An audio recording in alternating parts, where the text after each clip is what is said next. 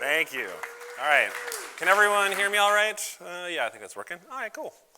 All right, my name is Pete Cheslock, and I'm here to share with you everything that I've learned from Jason Dixon, commonly known as obfuscurity on the Twitters, about monitoring. This is also a talk title example of why you shouldn't pick a talk title at 11:30 when Jason says, hey, what's your talk title? So just use graphite. Thank you. But no, it's not quite that easy. What I'm really going to talk about today is a little bit about the past, it's a little bit about my past, and I'm going to share with you a bit about how the sausage is made at ThreatStack when it comes to monitoring and how we scaled very quickly, going from essentially no monitoring to lots of monitoring as we grew since we launched a couple of years ago. So for those of you, I guess quick show of hands, who has not heard of ThreatStack ever before? All right, cool. So we're a cloud security platform. What we do is we capture system events that happen on your Linux systems currently, Windows support coming soon, and we take in all these systems events and we can do some cool stuff like anomaly detection, vulnerability assessment. We can help you identify inside or outside of threats, and arguably get to this end result of who did what when. And we generally help our customers try to scale securely. I do technical operations and support for ThreatStack, and I've been there for a couple years now. Just last bit, if you like this t-shirt that I'm wearing, I did not bring any with me, but you can get one by going to this URL, sign up for a demo, check stuff out, and we'll ship you one of these t-shirts. So now that the bills are paid, I'm really honored to be here talking. I've only had the pleasure of doing a lightning talk here a couple of years ago, but I've never actually been able to, if anyone saw the Vasa talk, I talk about ships. That's my thing. But I've had the pleasure of attending every single Monitorama that's been in the US.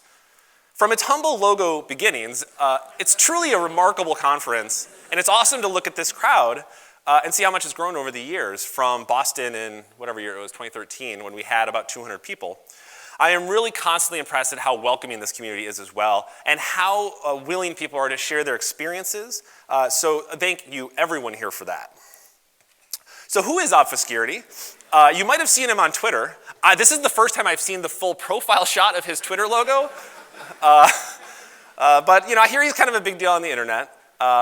He's also someone that knows a thing or two about monitoring, and someone that I do consider to be a very good friend. Friendship does have its perks, and sometimes I get to bug him about my various monitoring-related questions. But he's always a good sport about it. So it is an amazing time to be working in technology. I come to this event, I learn about all these tools that have been created over the last few years, and I'm just blown away by how lucky we are with so many great projects out there. We're blessed with the power of choice, something that in my early career we did not have. The ability to pick a tool that fits to a specific need at that specific time, it just is mind-blowing. There's always people that I run into, though, that say, they talk about the good old days. Oh, the good old days were so great. Everything sucks today. I don't know who these people are. I was a shitty sysadmin in the good old days, and I thought they kind of sucked. We'll talk about that more in a minute. So I've been doing some more reading lately. Anyone here read this book? It's The First 15 Lives of Harry August. It just came out a few months ago, I think. But if you're at all into science fiction, like time travel stuff, it's not super sci-fi, but you should check it out. I'm not going to spoil anything, but the main premise of this book is that every time Harry August dies, he's reborn at the same time and place with all the knowledge of his previous lives. So over and over, he goes through life, making sometimes different, sometimes the same choices, all based on his experience from previous lives. As someone who has worked at quite a few startups in my time, this premise that you're reliving your life over and over again resonated with me quite a bit.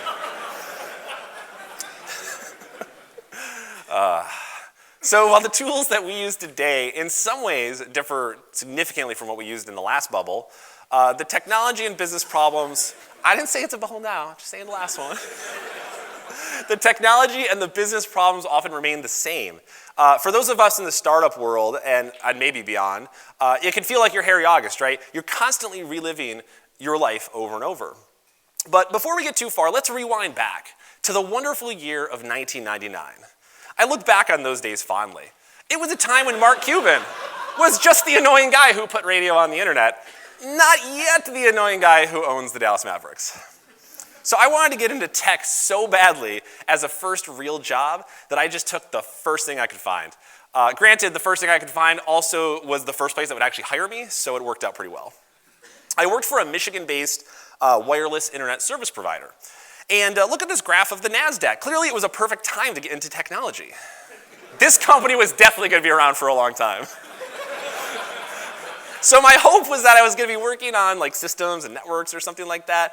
But instead of learning cool tech shit, I was the sad sap who installed towers and antennas on the roofs of houses in the wintertime so you could get 1.5 megabytes/second. Did I mention Michigan in the winter? Yeah. I also don't like heights. I guess, no, I don't want to say that. I don't mind heights. I don't like sliding off of an icy roof so that you can upgrade your dual ISDN for lower latency EverQuest experience. So after a few months of that, I begged for something else. They offered me a position as a system administrator because I had deep expert level knowledge in Linux. 2 months later, when I added a very unfortunate space to a chown command, changing the permissions on the entire server, I found myself dreaming of icy roofs and sub-zero tower installations. Now, this was a time far before infrastructure as code. I screwed up this server so badly it took me and my coworker 8 hours to fix.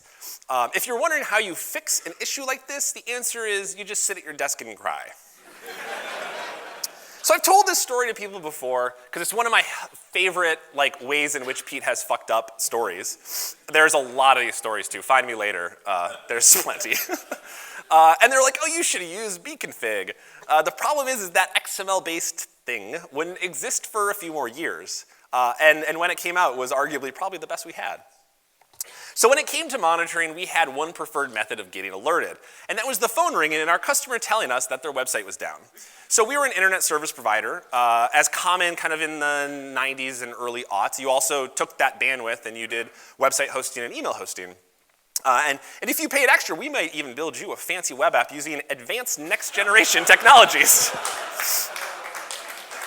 I was shocked to learn that Cold Fusion is still around. And it's a thing. That's frightening. As the bubbles started to burst, we found less people were actually in the office to answer the phones. So we decided that maybe we should install MRTG to actually tell us what was going on. The funny thing was this was a business doing a few $1 million a year in hosting, and we had pretty much zero telemetry. It's a really good thing these types of companies don't exist today. Don't worry, MRTG didn't last long. Cacti came out, and just look at this. It changed our lives. And I'm not even joking. We installed this the first time, and I was blown away. So you could say we had a really advanced metrics collection tool as well. For those of you that don't know, this is a cron job to run my little network monitoring script, which it doesn't actually talk to MRTG. That's just what we named it originally. And this runs every minute, right? Oh, wait. 1 minute interval isn't granular enough for you? I got you. I pushed the fix for that.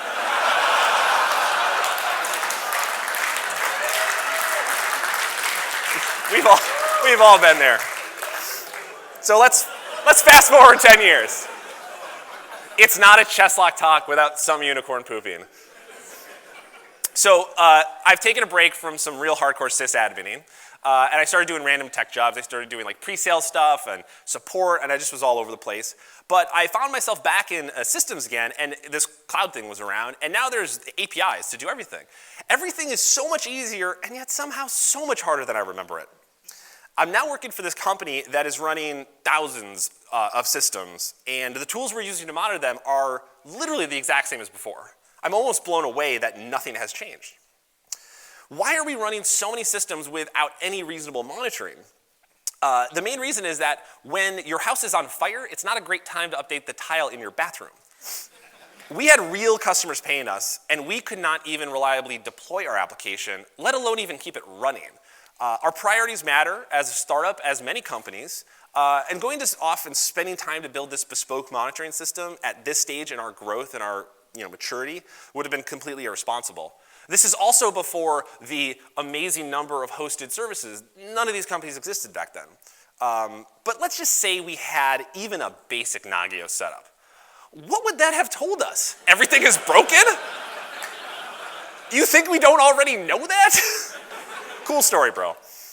So you don't get to ignore this forever. And like I said, in the past, we're not blessed with all these awesome hosted tools.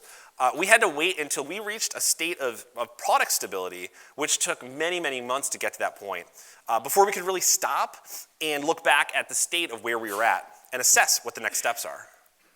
So about 2 years ago, like I was saying, I had joined ThreatStack because I wanted a chance to do things right for once. I think it's funny, the best picture of a greenfield is the Windows XP background. So I really wanted a chance to build and ship my own technical debt for once. For once, it was going to be my glorious gift to the world. On my second day, I received a HipChat message from my founder, Jen. She was like, yeah, you ready to support about 10 beta customers on a completely unautomated, unmonitored environment? 5 nines of availability. Yeah, new phone, who dis? Luckily, we decided this was not a viable idea, and instead we were actually going to do a limited release just prior to launch, mainly on a completely new stack. So just throw the whole thing away. It really needed to get thrown away. And we were really excited. Our plan was to beta ThreatStack in November, maybe GA in Q1. We're going to do things the right way. The problem is, though, things happen, and sometimes these are great things as you're a startup. We got picked to launch at reInvent a few years ago, and that was in November. So now we had a couple of months to launch our GA. You don't turn down opportunities like these when you're a startup. So you just go. You don't get to choose when you launch. You don't get to choose when you scale. You just got to run with it. And many companies dream of this opportunity, this visibility when they're just launching. So again, we're this cloud security platform. We have an agent that runs on your systems, and we're capturing all of the system calls off of your kernel, and we ingest them into our platform.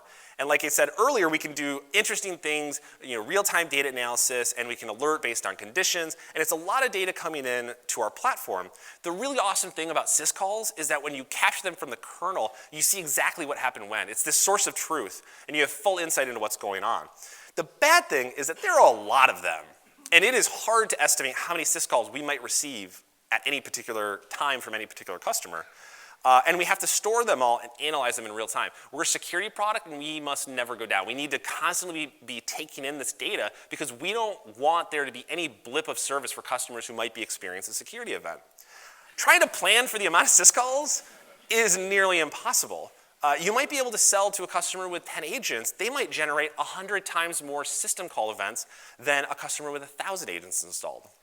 It's entirely dependent on workload and usage and lots of other things that we, as the consumer of these events, have arguably no control over. So just if you're like, what the hell is a syscall? I highly recommend reading pretty much anything Joe D'Amato has written, but the blog on the Package Cloud about this guide to Linux system calls, it's a long but awesome read, and it'll give you an amazing detailed info about what's really happening behind those scenes. So you see the reoccurring theme here. I'm reliving this life over and over where I'm launching an app or scaling, I don't get to choose when to do it, and you just go with it. You don't get to predict, or you don't get to plan when you launch, and you also don't get to predict when you scale many times. So they say this premature optimization is the root of all evil. I guess I would extend that, although it doesn't really fit on the slide as well, which is prematurely building telemetry before you can even repeatably deploy your application is the root of all evil. The point is what is the point, I should say, of having high quality metrics when you can't even give a service to your customers? So you're going to have these really great, awesome, granular flat lines because no one's going to be able to use your service. In most cases at small startups, the challenge lies way more in prioritizing your time because every single day that you spend working on something means another day that you're not going to get back. Cash burn is a real thing in the startup world. You have to make these conscious decisions on where to best apply your time. And this is the classic build versus buy discussion. And again, I think it's irresponsible to go and build these telemetry and alerting systems versus focusing on the things that make you money. Now, if you happen to be one of those companies, yeah, you should probably build a telemetry and alerting system because that's your product. But for so many of other people, that's not your main product. Even for us, that's not our main product. So we want to focus on the product and making the best experience for our customers. And I really do get it. We want this need to represent our nerd cred, right? Remember when we used to run our own email system and someone out there is like, remember when? I still do it now. It's fine. You're okay. I love it. Do you remember when we used to manage our own physical servers? Like that, it is crazy to hear of some new startup that is buying physical boxes. Like it just doesn't happen like it used to. Or these countless other things that we can now get cheaply with just a few clicks and a credit card. How many people manage the CRM system for their company versus just buying Salesforce? Threat Stack, we have 0 physical systems for anything we do. At this point, our phone system is a SaaS thing. It's just phones, and they plug into the internet and magically work. This is all unheard of, just a few years ago. So I'm a thought follower here. I agree that self-hosting your metrics is probably going to become as archaic as running your own mail system. I think the issue is now is the cost per, let's say, data point that has not really gotten to a point where it's a no-brainer. But we're getting really close. I think companies will be moving their hosted services in-house later and later in their lifetimes, if even they do it. Because I think just like Amazon is way better at running systems than you are, there's going to be some provider of hosted time series data and alerting that's just going to be better than you at it. And that's okay, because that's not your product. Unless it is, and they're competing against you, and you're probably going to go out of business. And if you think that there are companies out there that are running thousands of systems, not already using all of these services like the Datadog and SignalFX, like you're delusional. So for Threat Stack, we bought and went with Librado for our original telemetry needs. Our original deployment looks something like this. Very basic. We ran collect-D at a 60-second interval. It write HTTP to Librado. Money, again, is important when you have none of it. 60 seconds was the lowest resolution that we allowed. Any more than that, and our build just went a little bit higher than we were comfortable with. But it was annoying. It sucked. You had to wait 3-5 minutes for a trend line. I make a change, and 5 minutes later, I have to wait to see if the change did anything. And in 5 minutes, I have moved on to some other project. I don't even know what I deployed. So these are the trade-offs that must be made. In many cases, we had a lot of metrics just report out via log. It's just a simple solution. And what it allowed us to do is, again, in the earlier stages of growth, we could just tail log files. And it sounds crazy. Oh my God, they're tailing log files. This is crazy. It's raining cats and dogs, the worst thing ever. It's like, no, it worked. Do we still do this today? No, it's crazy. We have way too many systems do it this way. But this gives you a quick idea if you do a deploy and you can watch those log files and just get an idea if something changed for better or for worse. So remember back when I said at a previous company I ran hundreds of systems with 0 monitoring? 2 weeks into launch, I was like, how the hell did that ever work? I know how it worked. We had customers who called us all the time, super upset. And for once, I felt like, yes, I'm ahead of the curve because I've got these graphs. And this is a graph of our Cassandra write counts during the first, few weeks of launch. And I'll tell you, I remember that chunk in the middle where we did 5 or 10x of writes, that was the most painful thing I ever went through. But I was able to see it happening, and that made it a lot easier. It wasn't this thing that was just happening out there. We could actually see, Cassandra is under high load. Add more Cassandra nodes. So for those of you that have not had the pleasure of experiencing a new product launch, I say it's a little bit like building your own car. Not that, again, any of us really build our own cars, but just stay with me for just a minute here. So you built your car and you want to take it out for a nice casual test drive, make sure everything's good. But you don't get to choose who drives it, and you don't even get to drive it, and the driver's not of your choice. So it's going to be 2 types of people. You're going to get driving a Stacey, or you're going to get those guys from Ferris Bueller. Did you tighten the camshaft bolts to the proper spec? Does your fuel gauge even work? Did you remember to fill the brake fluid? These are all the questions that you will ask yourself as you find yourself speeding down the road at some unfathomable speed. Where will you end up? Nobody knows. This is fine. You can't do a talk without the dog. But again, so Librado and other hosted services allowed us insight into this. We knew it was not going to support us forever, but it gave us a lot of runway and visibility into something that, again, we had none of. So next in this progression, our devs wanted to build telemetry into their applications. And I was like, this is awesome, this is great. You want to build metrics in your own system. This is great. How do I do this? So we tried a pull model first. They gave us a metrics endpoint. We just sucked the metrics out of it and passed it on. But in the end, we actually just did something relatively simple, and we used the stats-D plugin in collect-D. The developers could create their own instrumentation, flush it out at whatever interval they wanted to. Stats-D would aggregate them or whatever it would do at the 60-second interval that we defined was our limit because of cost reasons, and that would just magically go to Librado. The developers didn't care how it got there or whatever. They just knew if they sent to port 8125 localhost, magic would happen. And that's the way we wanted it to be. Those developers got to then build their own graphs and dashboards to manage it. So the problem is it worked really well. And it worked so well, we had a new strategy for scaling our metrics. So Pete, why is our metrics bill so high? Pete, I want to send metrics at a 10-second resolution. Are you cool with that? No, I'm not cool with that. So I knew I wanted to keep Librado. I really didn't have the time to build out some long-term metric storage. It's a two-person ops team. There was a lot of other things to do that were way more important. But I wanted something that I could store essentially 5, 10-second resolution metrics that I did not care about the durability. These were things that like something is not working and I want to look at a thing and see what's happening. So we had enough things to deal with, and just the alerting and some of the other features that Librado served for us was more than we needed. I thought to replace all that stuff would have just been a waste of time. So I had a few requirements. I wanted to use the same tools we were using. I didn't want to change out collectd. The statsd stuff was working. The developers already had these libraries already sending to statsd. And we do the microservices route, which is lots of little bitty services. Deploying them is really easy, but deploying the world, as we call it, it's not that it's hard, it's just time consuming. Because if you want to do it right and you need to check library versions, things like that to do it correctly, again, yeah, there are ways that you could probably do this really fast and really safe, but we're just not there yet. And again, like I said, as a startup, we have limited time to invest. So I reached out to a friend, and I had all these different ways I thought I could solve this problem. And I was way overthinking the problem, just like, I'm going to do this or that, and there's so many options out there for hosting your own metrics. And at the end, it's just like, just use Graphite. I just wanted something quick and easy and simple. And I wanted something like this. I wanted to have a collectd write to 2 different endpoints at 2 different intervals, because I was going to actually run theoretically, 2 different statsds or something like that. But I wanted devs to be able to just have that magic of they could just send down and they could have high resolution metrics route to one place and the 1-minute resolution stuff go to the other place. The problem is you can't do this in collectd. You can't have 2 different intervals with different endpoints. But what you can do is you can run 2 collectds, and you think that sounds crazy, but it actually works. You use 2 separate config files and 2 separate sets of plugins, and it just works. Again, this is not something I would run forever, but it solves the immediate need we had, which was having this ability to send metrics to 2 places. So then I spent a couple of hours tossing up a small Graphite host. I'm a chef fan. I just used one of the community cookbooks.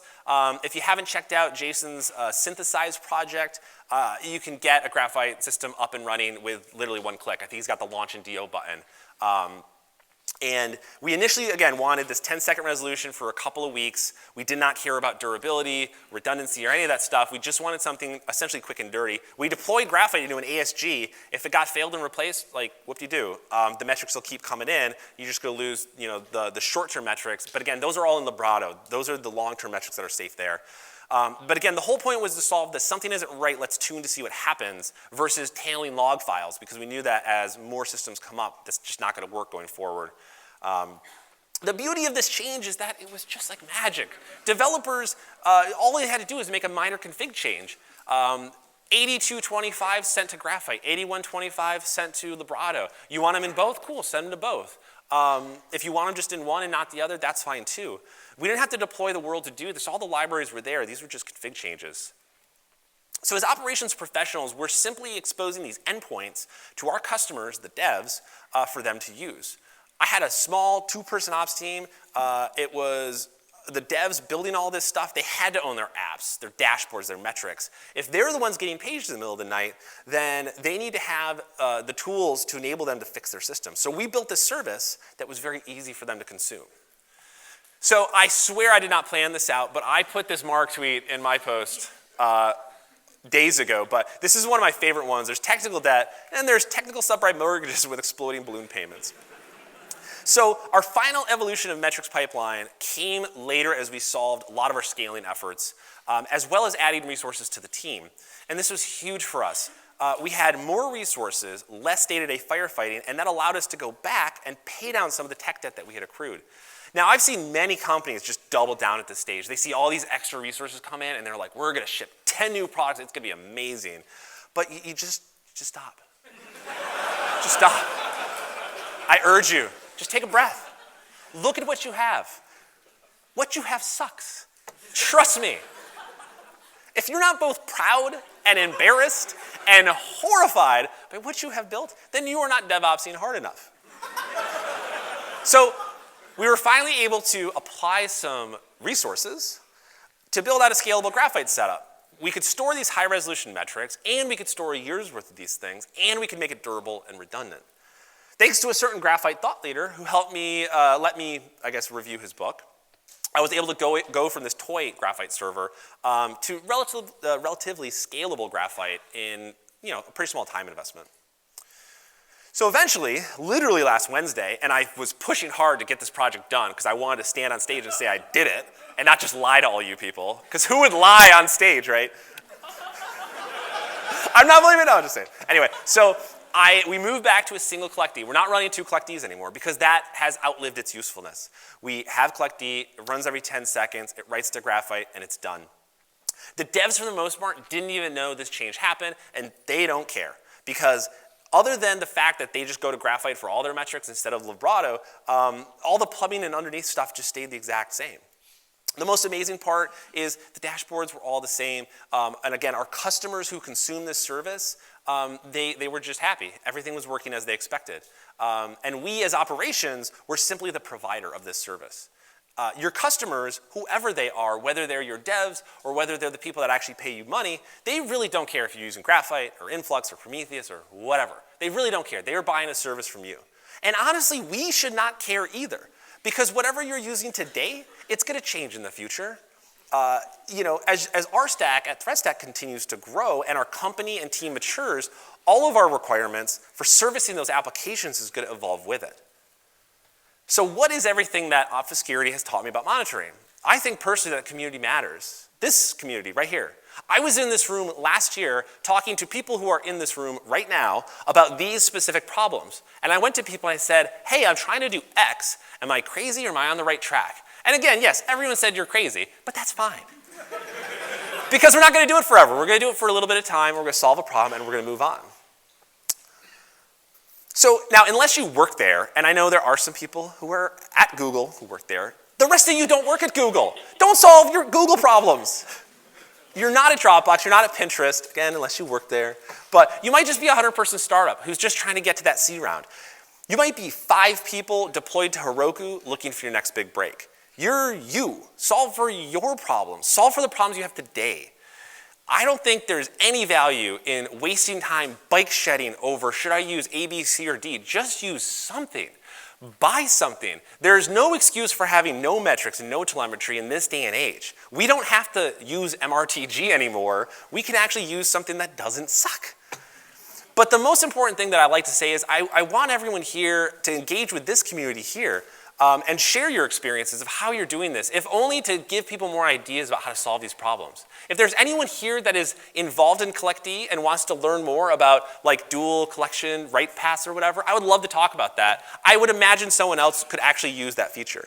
But I think it's how we can all elevate our skills by sharing this stuff together. So that's all I have. Thank you very much.